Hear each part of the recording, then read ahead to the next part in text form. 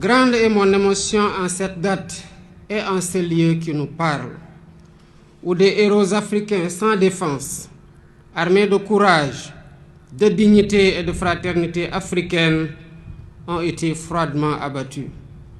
Il s'agissait là d'un massacre. 80 ans après ce crime de masse, le silence de Thiaroye est toujours aussi assourdissant. Les murmures venus d'outre-tombe nous interpellent avec fracas, pendant que l'ampleur de ce crime demeure minimisée et souvent même niée par certains milliers des héritiers de ceux qui l'ont commis. Sur cette terre blessée de Thiaroye résonnent encore les rafales sifflant au bout des canons, comme pour rappeler que l'horreur est toujours là, entière, immortelle. Des profanes comme beaucoup d'entre nous, jeunes et moins jeunes, se poseraient la question de savoir de quoi s'agissait-il exactement. Tellement la chape de plomb était fermement posée depuis trop longtemps pour tenter de rayer cet épisode fâcheux de notre histoire. Il s'agissait d'Africains, en majorité arrachés à leur terroir contre leur gré, pour aller combattre au service de l'empire colonial français d'alors. Ils formaient le régiment des tirailleurs sénégalais. Ils venaient presque de tous les territoires coloniaux d'Afrique occidentale, équatoriale et de l'Est, devenus au moment des indépendances 17 pays. Ils étaient du Bénin, ils étaient du Burkina Faso, du Cameroun, des Comores, du Congo, de la Côte d'Ivoire, de Djibouti, du Gabon, de la Guinée, de Madagascar, de la République centrafricaine, du Sénégal, du Tchad et du Togo. Longtemps ignorés et banalisés, ces tirailleurs ont pourtant bravé les épreuves pour aller combattre très loin de chez eux. Des conditions de voyage éprouvantes, entassés dans les cales des bateaux, aux champs de bataille où ils ne portaient que des tenues simples sans défense, jusqu'en 1943, quand les Américains les équipèrent, les tirailleurs ont tout sacrifié. Ils ont donné de leur jeunesse, ils ont donné de leur sang, ils ont donné de leur chair pour la liberté et pour la paix dans le monde. Excellences, Mesdames et Messieurs, malgré les pertes énormes sous les balles nazies, les faits d'armes du régiment des tirailleurs sénégalais sont incontestables et ont grandement contribué à la victoire des Alliés. Qu'il s'agisse entre autres de la libération de la Tunisie, du débarquement à l'île d'Elbe, de la libération de Toulon et de celle de Paris, ils ont tenu leur rang en combattant de manière acharnée, parfois jusqu'au sacrifice suprême, pour conquérir une localité ou tenir une position. Ils méritent tous les honneurs, ils méritent notre respect, ils méritent notre admiration. Mais la suite de l'histoire est à l'inverse de ces immenses sacrifices consentis. À la place d'éloges et de reconnaissance, l'ordre fut donné de neutraliser ceux qui avaient enduré la ségrégation dans les prisons allemandes et la rigueur de la captivité.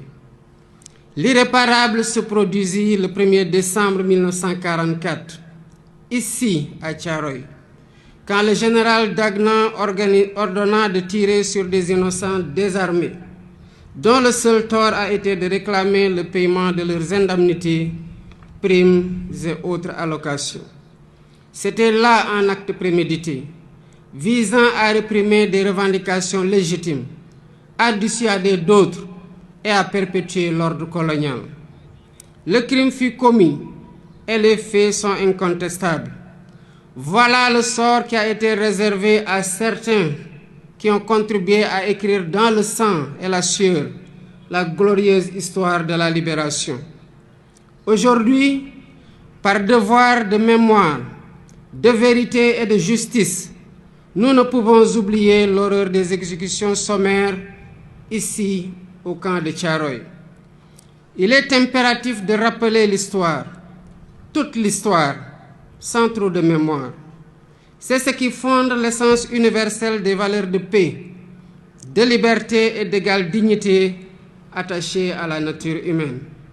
Excellences, Mesdames et Messieurs, toutes ces raisons ont renforcé notre conviction de commémorer l'anniversaire du massacre de Thiaroye pour, d'une part, rendre hommage aux victimes et graver leur mémoire dans notre conscience collective, et, d'autre part, jeter les bases de la restauration de la vérité historique en mettant fin à l'omerta sur cet épisode tragique, omerta voulu et entretenu par l'autorité coloniale. Ce faisant, il ne s'agira pas d'une porte ouverte pour susciter le ressentiment ni entretenir la colère et la haine. Non. Ce que nous faisons ici relève du devoir de mémoire contre l'oubli et pour la manifestation de la vérité des faits, pour nous acquitter d'une dette morale vis-à-vis des tirailleurs et de leurs familles. C'est pourquoi nous avons mis en place un comité international de chercheurs indépendants pour aider à la reconstitution exacte des faits et à une meilleure connaissance de cette séquence de notre histoire partagée avec la France. Pour faciliter les travaux de recherche, j'ai sollicité du président de la République française la mise à disposition de tout document d'archives pouvant contribuer à la manifestation de la vérité et leur collaboration le moment venu dans la localisation des sépultures et l'identification éventuelle des victimes. Je salue l'ouverture des autorités françaises actuelles qui ont accédé à notre requête pour la manifestation de la vérité. Ainsi, avant cette commémoration, des membres du Comité international de chercheurs se sont rendus en France et ont eu des séances de travail avec les autorités françaises et les responsables des sites où sont présumées gardées les archives manquantes. Les recherches se poursuivront après la commémoration. La France vient également de franchir un pas important dans la restauration de la vérité, grâce au président Emmanuel Macron, qui m'a adressé une lettre il y a 3 jours pour assumer que les événements de Thiaroye en 1944 ont abouti à un massacre. Je salue son courage moral. Par ce geste, la France accède à une vieille et légitime demande de reconnaissance. Il s'agit d'une avancée appréciable dans le processus de réhabilitation de l'honneur et de la dignité des tirailleurs victimes, à la suite de la déclaration du président François Hollande au cimetière de Thiaroye le 30 novembre 2014, quand il saluait, je cite, « la mémoire d'hommes qui portaient l'uniforme français et sur lesquels la France avait retourné les fusils ». Toutefois, il reste encore beaucoup de zones d'ombre de cette histoire, notamment le nombre de tirailleurs exécutés. 2 rapports contradictoires des autorités coloniales parlent de 35 et 70 morts, pendant que d'autres témoignages évoquent des centaines de morts et de nombreux blessés. Les archives réclamées permettront, d'après les chercheurs, de savoir comment on en est véritablement arrivé à la tragédie de Thiaroye, d'avoir une lecture plus fidèle de l'état d'esprit des tirailleurs rapatriés, de leur nombre exact, de leur identité, de leurs origines, des lieux où ils sont enterrés, des épreuves endurées, des frustrations et humiliations subies, ainsi que du montant qui est dû à chacun. Ce travail est complexe.